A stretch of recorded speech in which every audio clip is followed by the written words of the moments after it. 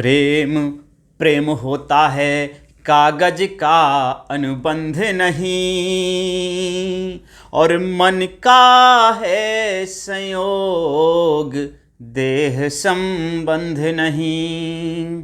प्रेम प्रेम होता है और कागज का अनुबंध नहीं, और मन का है संयोग देह संबंध नहीं।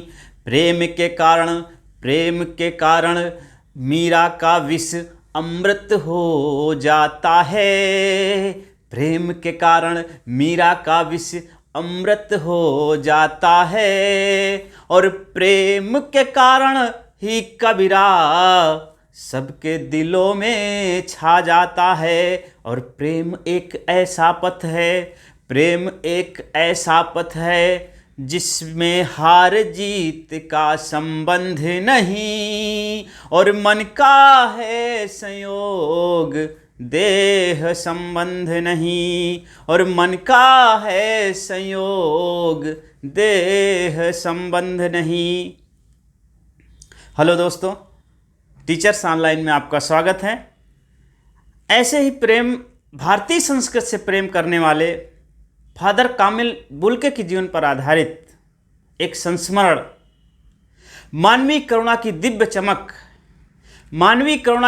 चमक, जिसे सर्वेश्वर दयाल सक्सेना जी ने लिखा। सर्वेश्वर दयाल सक्सेना हिंदी साहित्य के महान साहित्यकार हैं। वो एक जगह लिखते हैं कि जब भी मनुष्य संघर्ष करता है तो सुंदर दिखने लगता है। जब भी मनुष्य संघर्ष करता है तो सुंदर दिखने लगता है। दो पैरों के बल पत्ती खाती बकरी, दो पैरों के बल पत्ती खाती बकरी, दबे पांव चलता हुआ चीता। दो पैरों के बल पत्ती खाती बकरी, दबे पांव चलता हुआ चीता, डाल पर उल्टा लटक कर फल कुतरता हुआ तोता, या सब इनकी जगह आदमी होता। जब भी मनुष्य संघर्ष करता है सुंदर दिखने लगता है। ऐसी कविताएं लिखने वाले सर्वेश्वर दयाल सक्सेना जी ने संस्मरण लिखा, मानवीय करुणा की दिव्य चमक नामक संस्मरण लिखा। संस्मरण उसे कहते हैं जब लेखक या कवि अपने अतीत में जाकर के जो घटित हुई घटनाएं हैं उनको याद करता है, और याद करके शब्द चित्रों के माध्यम से आपके सामने प्रस्तुत करता है। इसे हम संस्मरण कहते हैं। यह संस्मरण जिसका नाम है मानवीय करुणा की दिव्य चमक, ये फादर कामिल बुल्के के जीवन पर आधारित है। तो आइए देखते हैं कि इस पाठ में आखिर है क्या। फादर कामिल बुल्के विदेशी होकर के उन्हें भारत से प्रेम क्यों था, भारतीय संस्कृत से प्रेम क्यों था, भारतीय भाषाओं से प्रेम क्यों था, क्यों आखिरकार विदेशी होकर के भी भारतीय बनकर रह गए। फादर कामिल बुल्के यूरोपीय देशों में से संबंधित हैं।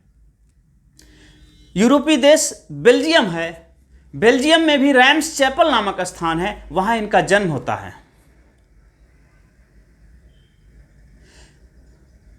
इनकी पढ़ाई लिखाई अच्छे से चल रही थी और ये इंजीनियरिंग के छात्र थे। और इंजीनियरिंग में अंतिम वर्ष में जब पहुंच गए, जब लोगों का बीटेक अंतिम वर्ष में करते हैं, इंजीनियर अंतिम में बिल्कुल इंजीनियर बनने वाले होते हैं, लोगों का कैरियर बनता है, जीवन बनता है, लोग सुख सुविधाओं वाले जीवन को तलाशते हैं। उसी समय अंतिम वर्ष इन्होंने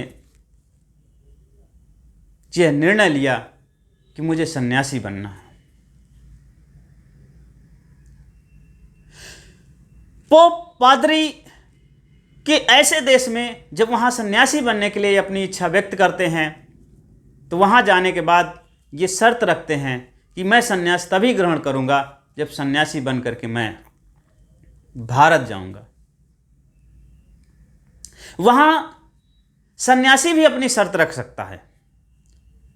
तो इन्होंने ये शर्त रखी और वहाँ के पोप और पादरियों ने उनकी शर्त मान ली और इन्हें सन्यासी बना के भारत भेज दिया। भारत आकर के इन्होंने चर्च में रह करके 2-3 साल धार्मिक शिक्षा ग्रहण की और इस धार्मिक शिक्षा के बाद उनका लगाव भारतीय सभ्यता और संस्कृति की ओर बढ़ गया। वो पुनः कलकत्ता विश्वविद्यालय से बीए करते हैं और इलाहाबाद विश्वविद्यालय से एमए करते हैं और यहाँ हिंदुस्तान में रह करके भारतीय समस्याओं के बारे में चिंतनशील हो जाते हैं। यहाँ साहित्यकारों का जो जगत था, साहित्य जगत था, उसमें वो निरंतर भाग लेने लगे, साहित्यिक गोष्ठियों में जाने लगे। हिंदी साहित्यकार, हिंदी के महत्वपूर्ण जितने भी साहित्यकार थे उनके अच्छे मित्र और दोस्त हो गए।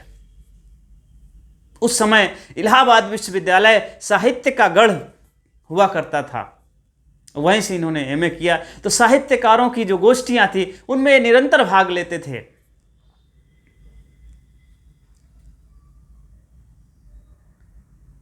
तो इस प्रकार भारतीय साहित्य और संस्कृत के प्रति इनका लगाव बढ़ गया और इन्होंने शोध ग्रंथ लिखा जिसमें राम कथा की उत्पत्ति और विकास नामक इनका शोध ग्रंथ प्रकाशित हुआ, जो बहुत ही प्रशंसनीय शोध ग्रंथ माना गया।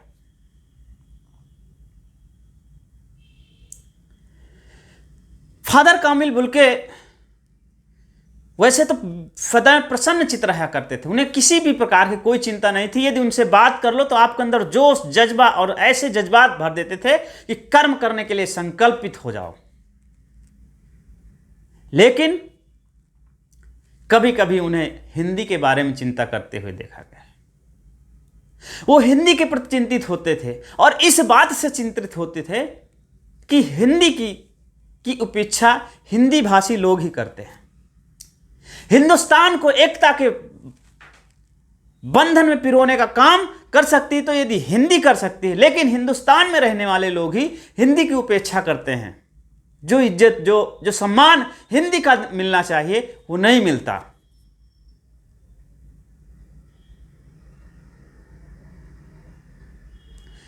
फादर कामिल बुल्के की ये चिंता हुआ करती थी। फादर कामिल बुल्के, लेखक याद कर रहा कि फादर कामिल बुल्के हमारे परिवार में जब भी आते थे बिल्कुल हंसी खुशी का माहौल रहता था। छोटे छोटे बच्चे फादर कामिल बुल्के से बहुत लगाव रखते थे। एक बार किसी ने पूछा कि आपको अपने देश की याद नहीं आ रही? तब वो बोलते हैं, मेरा देश तो भारत ही है, मेरी कर्मभूमि तो भारत है। और उसी का परिणाम है कि जीवन के अंतिम क्षणों तक वो भारत में रहे और 1982 में उनका निधन हो जाता है। पूरे भारत में शोक की लहर दौड़ जाती है। साहित्य जगत, भारत का साहित्य जगत उनकी अंतिम यात्रा में उपस्थित होता है और उन्हें याद करता है। शायद उस पादरी को, कामिल बुल्के को खुद ही नहीं मालूम होगा कि उनके जाने पर इतने आंसू शायद यूरोप में भी ना निकलते। साहित्य जगत की आंखें नम थी। सभी लोग उनके विचारों को याद कर रहे थे, उनके साथ गुजरे हुए पल को याद कर रहे थे। और लेखक कहता है कि उस दिव्य चमक को मैं अपने मन में बनाए रखना चाहता हूँ, उसको नमन करना चाहता हूँ, उससे जीवन प्रेरणा लेना चाहता हूँ और निरंतर आगे बढ़ना चाहता हूँ। तो आज का ये जो लेसन है, आशा करता हूँ आज का जो ये संस्मरण है आपको अच्छा लगा होगा और आपने बहुत ही धैर्यता के साथ जो इस पाठ को सुना और देखा, समझा, उसके लिए आपको बहुत बहुत धन्यवाद।